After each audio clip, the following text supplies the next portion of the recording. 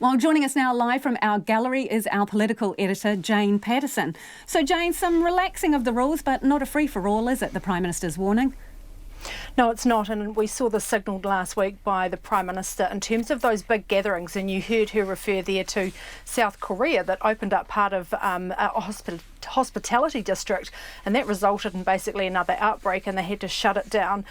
So really the changes today and the staggering are aimed at avoiding those big gatherings, and it's really about the gatherings where people don't know each other and are going to mingle. So, for example, you can go to the movie theatre and have, of course, more than 10 people there, but people will be distanced. But the idea is that you're not all getting together afterwards or beforehand, and you would come watch your movie and then go your separate ways. But then we have anomalies like, for example, playing sports. So you'll have sports teams being able to play and interact as you would on a sports field, but then a church, again, an example of where you won't be allowed to, and the rationale behind that was the Prime Minister said people come together for fellowship. You would expect those people to be interacting in a way that you wouldn't in others. So there are quite a few different exceptions, and it might be a bit difficult for people to get their head around it, but basically 10 people, including in people's own homes, and then even if you go to a restaurant, you won't be allowed to go in a group of larger than 10, and that really comes back to the ability to contact trace. So if there is a group of 10 of you that have gone out or gone somewhere other than your home or in your home and something happens, then it'll be much easier to say who you've been with and to contact trace those people. Jane, why did they differentiate between bars and restaurants? So restaurants get green lit from this Thursday, right? They can open up, away they go, as long as they have social distancing, but not so for bars. They have to wait another week. Why?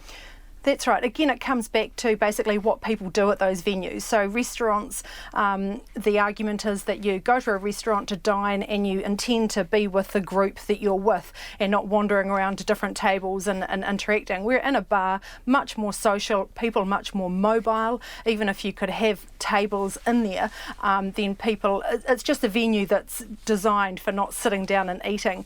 And the definition of bars versus restaurant is going to be done as they do on the Easter trading rule. So if it's primarily for eating, then they will be able to open, which of course many, for example, local bars, will be able to do that. But if it's just a premise for just drinking primarily, then they won't be able to be opened. And, we've had some of the health experts over the weekend talking about this aspect when alcohol's involved as well, where people's inhibitions become more relaxed. Social distancing might not be so closely adhered to. So another week, it'll be next Thursday, and bars will then be able to open. But again, social distancing and hygiene will still be critical for any businesses that open in this time. And hairdressers, dentists, all of those types of businesses and services, to the great relief, I'm sure, of many, will also be able to open this Thursday. They will have to wear PPE, anything that's in a sort of close contact, but they will still be able to open as well.